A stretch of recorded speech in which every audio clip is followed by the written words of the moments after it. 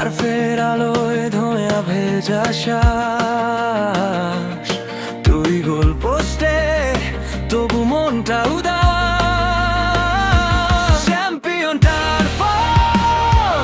আমরা আমাদের শৈশবটাকে খুব মিস করি এখন। হ্যাঁ, আমাদের এই যান্ত্রিক জীবনে আমরা ছোটবেলায় যত এনজয় করেছি, খেলার মাঠ ছিল খুব অ্যাভেলেবল। হ্যাঁ, যখন ইচ্ছে আমরা ফুটবল খেলতাম, ক্রিকেট খেলতাম, এমন হয়ে গেছে সারাদিনও ক্রিকেট ফুটবল খেলছি।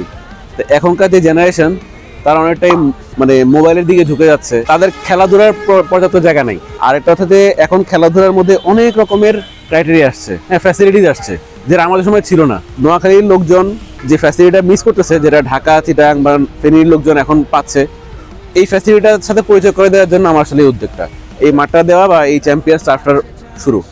আমার প্ল্যান হচ্ছে যে এখন এটা আপাতত হচ্ছে এটা শেষ করার পরে কাজটা হচ্ছে যে এটাকে আস্তে আস্তে একটা এন্টারটেইনমেন্ট জোন বানানো।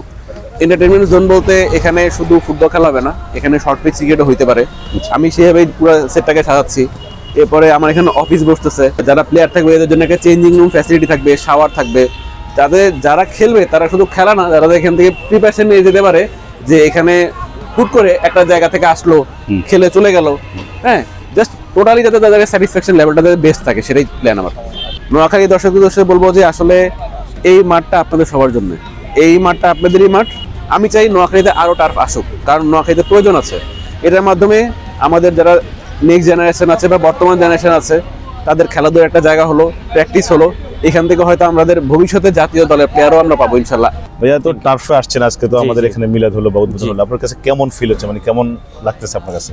ইটস ওয়ান্ডারফুল বিকজ নোয়াখালীতে এটা মনে হয় সেকেন্ড টার্ফ, আরেকটা হয়েছে গাবুয়াতে, বাট এটা সোনাপুরে যেহেতু হয়েছে মাইজদির থেকে অনেক কাছে। আচ্ছা আচ্ছা, আই থিঙ্ক এটা অনেক গ্রেট একটা প্ল্যান। আচ্ছা আচ্ছা।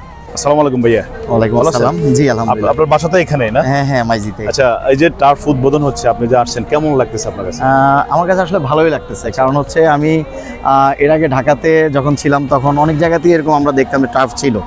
তো বিকেলবেলা অনেকে আছে, বিশেষ করে অফিস গোয়িং পিপল যারা আমাদের মতো, তারা দিনের বেলা খেলতে পারি না। তো রাতের বেলা আমরা অফিস থেকে আসার পরে দেখা গেলো এরকম একটা টার্ফ থাকলে রাতের বেলা আমরা লাইটের আলোতে খেলাধুলা করা বা একটা সময় কাটানোর একটা সুযোগ পাই। তো আমার খুব আলহামদুলিল্লাহ ভালো লাগতেছে যে আমাদের এখানে নোয়াখালীতে মানে মাইজদিতে এই যে আমাদের হাতের কাছেই সুন্দর একটা চমৎকার টার্ফ হয়েছে।